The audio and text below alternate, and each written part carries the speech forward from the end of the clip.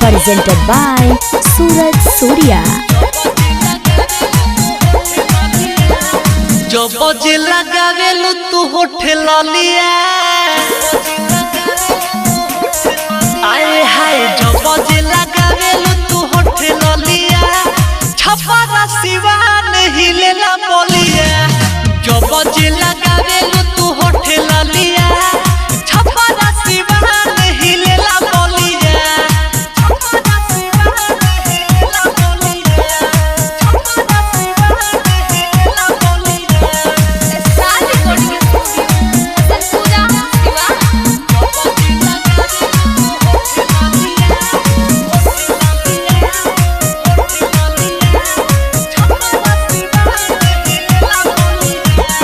बाडू तू रूप के खजाना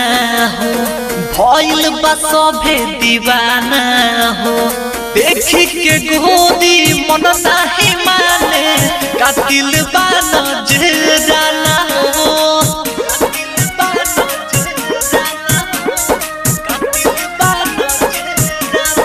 आए हाय बाडू तू रूप के खजाना हो भइल बा सभे दीवाना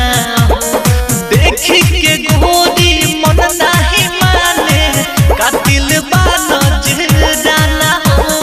बिगड़ल रहता बे मोरे हलिया आए हाय बिगड़ल रहता बे मोरे हलिया छपरा सिवान हिलेला बोलिया जब जब लगावेलु तू होठे लालिया छपरा सिवान हिलेला बोलिया छपरा सिवान हिलेला बोलिया छपरा सिवान हिलेला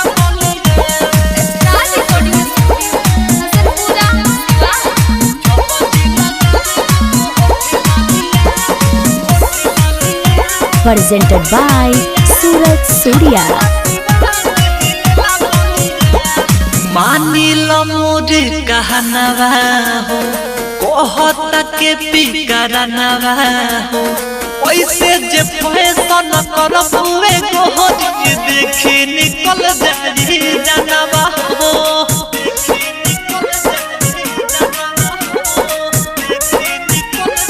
आए हाय मानिल मोरे कहनवा हो कहता के पिकरनवा ऐसे जे फैशन करब हुए गोटी तो देखी निकल जाई जानवा आसी को भी सेक के चुमे दगलिया आए हाय